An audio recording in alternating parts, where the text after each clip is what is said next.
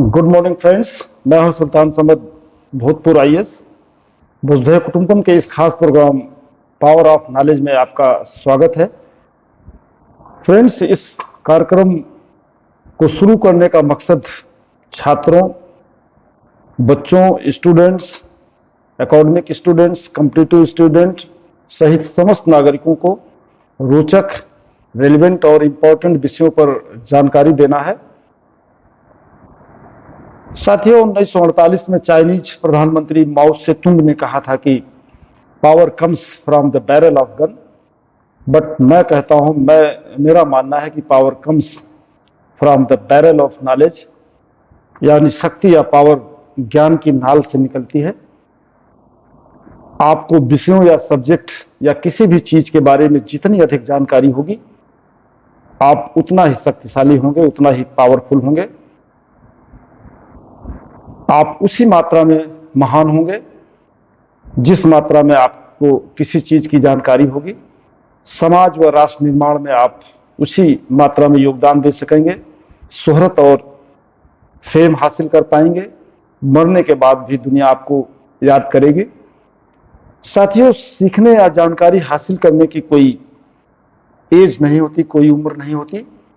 आप किसी भी समय किसी भी तरह की जानकारी हासिल कर सकते हैं, पढ़ लिख सकते हैं। आप मां की गोद से गोर तक, यानी मरने तक कुछ न कुछ अवश्य सीख सकते हैं या जान सकते हैं। सिखाने और जानकारी देने के लिए ही मैंने इस प्रोग्राम पावर ऑफ नॉलेज को लॉन्च किया है, शुरू किया है।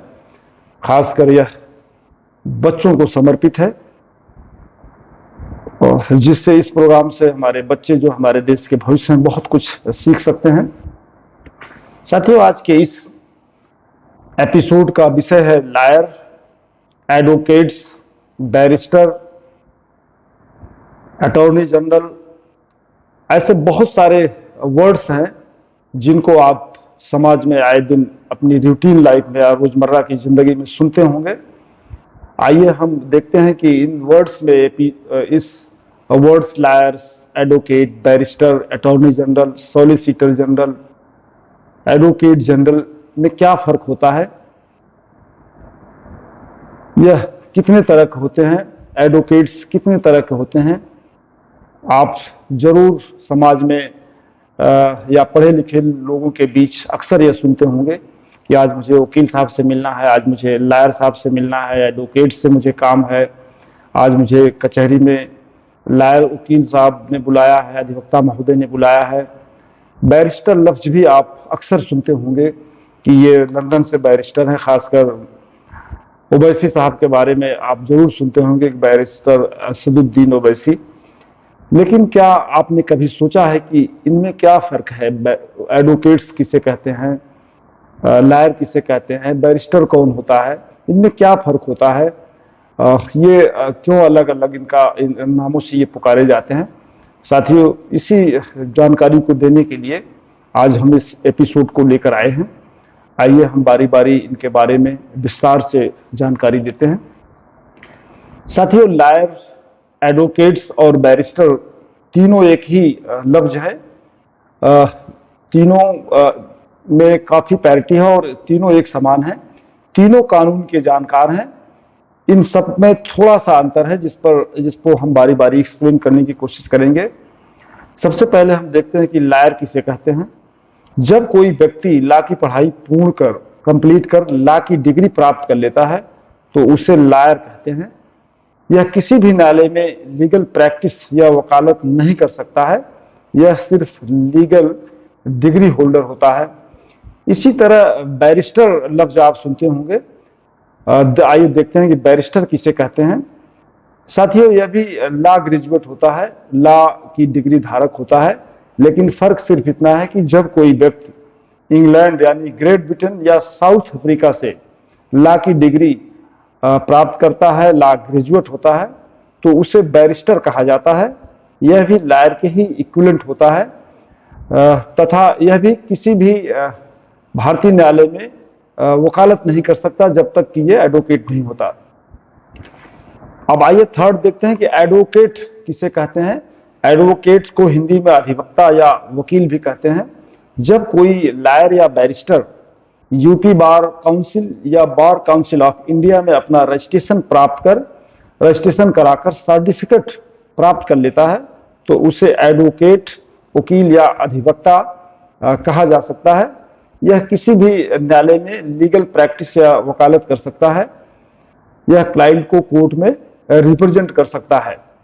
एडवोकेट या अधिवक्ता कई तरह के होते हैं। आइए हम देखते हैं कि एडवोकेट या अधिवक्ता कितने तरह के होते हैं। अब आप तीनों में फर्क समझ गए होंगे कि जो लॉ ग्रेजुएट होता है या जो लॉ की डिग्री लेता है वो लायर होता है, और जो लंदन से लॉ ग्रेजुएट होता है या कानून की पढ़ाई कर डिग्री हासिल करता है या साउथ अफ्रीका से, उसे बैरिस्टर कहते हैं। और जिस लायर और बैरिस्टर ने बार काउंसिल ऑफ इंडिया या यूपी बार काउंसिल में अपना रजिस्ट्रेशन कराकर सर्टिफिकेट प्राप्त कर लेता है उसे एडवोकेट या अधिवक्ता कहा जाता है। साथियों देखते हैं, आइए हम डिस्कस करते हैं, बातचीत करते हैं कि एडवोकेट्स या अधिवक्ता कितने तरह के होते हैं। तो इस संबंध में बताता चलूं कि एडवोकेट्स कई तरह के होते हैं जिन पर हम बारी बारी से वार्ता करेंगे। ये होते हैं जो एडवोकेट्स की कैटेगरीज हैं उनमें senior advocates on rolls, advocate on records, advocate general, attorney general, solicitor general, public prosecutor and government pleader. ये कुल लगभग 8-9 तरह के एडवोकेट्स, वकील या अधिवक्ता होते हैं। इन पर हम बारी बारी चर्चा करते हैं। सबसे पहली श्रेणी में आते हैं एडवोकेट्स यानी अधिवक्ता, जिनके बारे में हम ऊपर बातचीत कर चुके हैं। जब कोई lawyer bar council of India या उत्तर प्रदेश बार काउंसिल में अपना रजिस्ट्रेशन करा लेता है तो उसे एडवोकेट्स कहते हैं। यह न्यायालयों में जनता यानी क्लाइंट्स को रिप्रेजेंट कर सकता है, किसी भी न्यायालय में उपस्थित हो सकता है। इसी तरह दूसरी कैटेगरी में आते हैं सीनियर एडवोकेट्स। सीनियर एडवोकेट्स वो होते हैं जिनमें से कुछ वरिष्ठ एडवोकेट को माननीय उच्चतम न्यायालय या उच्च न्यायालय द्वारा सीनियरिटी और मेरिट के आधार पर इन्हें सीनियर एडवोकेट्स निर्धारित किया जाता है। इसके लिए सुप्रीम कोर्ट या हाई कोर्ट में 10 वर्ष की प्रैक्टिस करना अनिवार्य होता है। इसे कानून का ये सीनियर एडवोकेट्स वही व्यक्ति नियुक्त किया जाता है जो कानून का ज्ञाता होता है, जिसमें जो बहुत सारे इंपॉर्टेंट केसेस में कोर्ट में अपीयर हुआ हो, जिसके पक्ष में ज्यादा से ज्यादा फैसले हुए हों, अगेंस्ट में कम फैसले हुए हों, उसी को सीनियर एडवोकेट माननीय हाई कोर्ट या सुप्रीम कोर्ट द्वारा नियुक्त किया जाता है। सीनियर एडवोकेट्स किसी भी केस में बिना वकालतनामा दाखिल किए अपीयर हो सकता है। सीनियर एडवोकेट्स का गाउन और कोट की डिजाइन भी अलग तरह से डिजाइन की होती है। जो जनरल या सामान्य श्रेणी के वकील साहबान पहनते हैं उनसे इनका गाउन अलग होता है। इससे भी इनकी पहचान गाउन से ही की जाती हो सकती है। थर्ड कैटेगरी में आते हैं advocates on roles.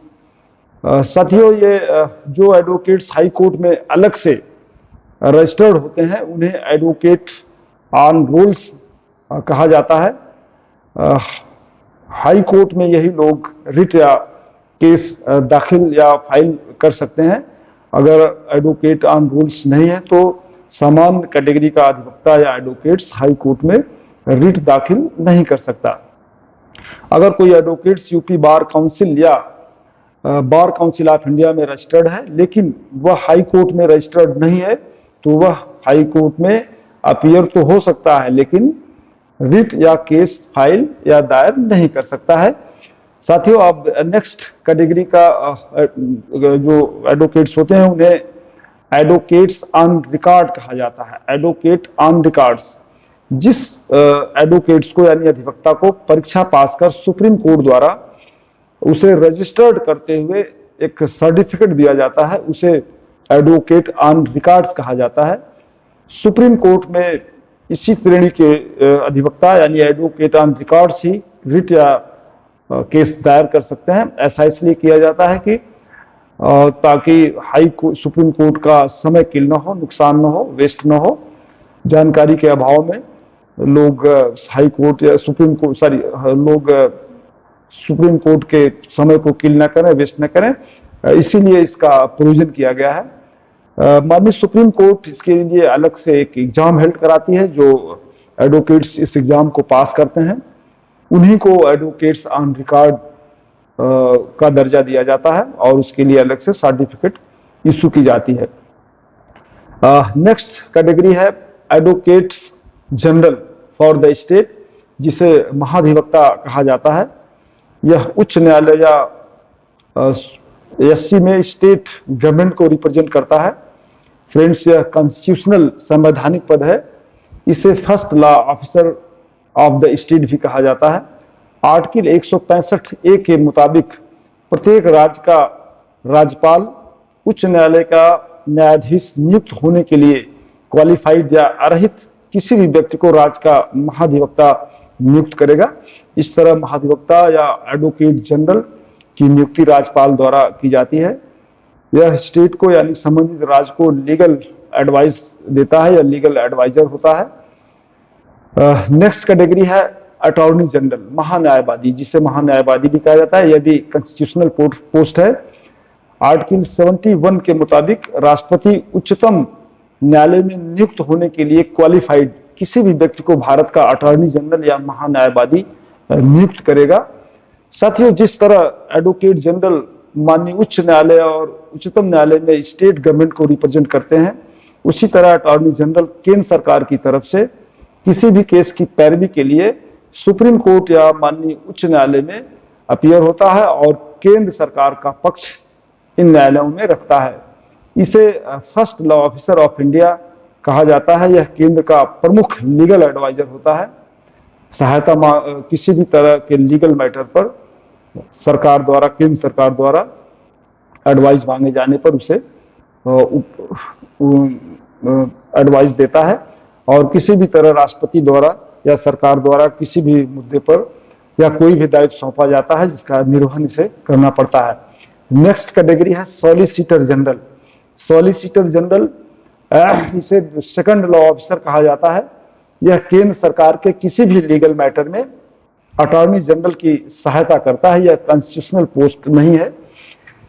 Next category है पब्लिक प्रोसिक्यूटर, लोक अभियोजक, जिसे लोक अभियोजक भी कहते हैं। यह जनपदीय न्यायालयों में फौजदारी केसेज में विक्टिम यानी पीड़ित व्यक्ति की पैरवी के लिए राज्य सरकार द्वारा नियुक्त किया जाता है।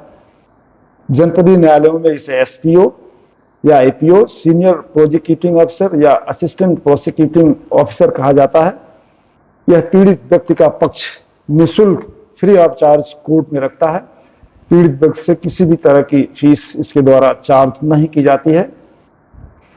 साथियों, मैं बताता चलूं कि भारतीय कानून व्यवस्था या भारतीय न्याय व्यवस्था द्वारा किसी भी व्यक्ति द्वारा या व्यक्तियों के समूह द्वारा किया गया कोई अपराध पूरे समाज के प्रति अपराध माना जाता है। ऐसे में अपराधी को दंड दिलाने का उत्तरदायित्व न सिर्फ विक्टिम का ही होता है बल्कि पूरे समाज या सरकार का होता है। इसीलिए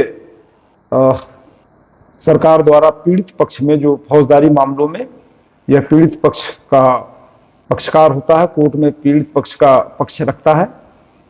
नेक्स्ट जो अंतिम नवी कैटेगरी है वह गवर्नमेंट प्लीडर्स की। जिस तरह फौजदारी मामलों में एसपीओ, पीओ या पब्लिक प्रोसिक्यूटर होते हैं, उसी तरह दीवानी मामलों में जनपदीय न्यायालयों में पीड़ित पक्ष की पैरवी के लिए सरकार की तरफ से जो एडवोकेट नियुक्त किए जाते हैं उनको गवर्नमेंट प्लीडर कहा जाता है। यह जनपदीय न्यायालयों में पीड़ित पक्ष की तरफ से अपीयर होता है और फ्री ऑफ कॉस्ट उसका पक्ष रखता है।